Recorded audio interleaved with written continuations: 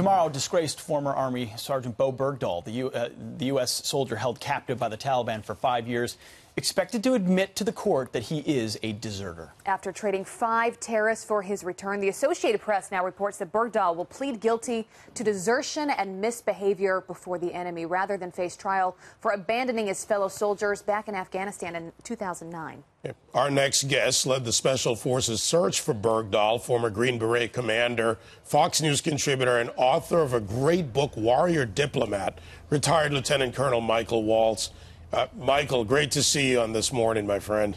Hey, good morning, David. So, here we have the 2 cases. We've talked about this on radio.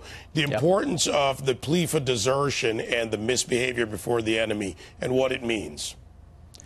Well, so we don't actually know, and we won't know until tomorrow, whether Bergdahl entered into a plea bargain with prosecutors. The plea bargains are actually entered with what's called the convening authority, which is the 4-star general over the entire case. And by military law, that's not allowed to influence the judge, who's going to come to his own conclusion about what the sentence should be. And then the general takes the lesser of those 2 if there was a bargain. So what I'm looking forward to seeing tomorrow is, at a minimum, from the court-martial proceedings, a reduction in rank to private, forfeiture of all benefits and back pay. Actually, Bergdahl has hundreds of thousands of dollars built up in back pay since his time in captivity, and no veterans benefit at all, and a dishonorable discharge. And he certainly should not be classified as a POW, because POWs actually get special benefits and medical benefits for the rest of their life. So I want to see all of that stripped away, and him not be even held in the same room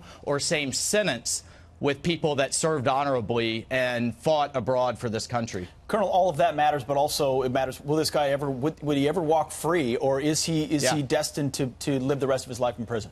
Yeah, so the misbehavior in front of the enemy, which he will plead guilty to, and that essentially means he endangered his fellow soldiers, which he absolutely did, including my soldiers and me, comes with a life sentence. And that's what we're going to be very interested to see, whether the judge gives him that life sentence, whether he plea bargained for something less, and whether the authorities give him some type of time served for his 5 years in Taliban and Haqqani captivity. Is that what you think justice is, life behind bars? I mean, you were so close to this. You were part of that search personal for him. Yeah, it is personal. So that's right. In your opinion, what is justice? Well, look, I look at folks like the family of the lieutenant that I testified next to, who don't get their son back. There are men who don't get to live at all, so much less even enjoy a hot meal in prison. So to me, justice is life in prison.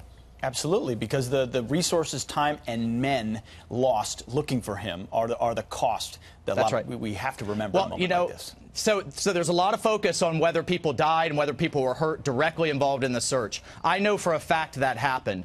But what hasn't been mentioned are all the soldiers across all of Afghanistan who didn't have the resources that they need, didn't have the medevac, the air support, and all of those other pieces, because they were all diverted.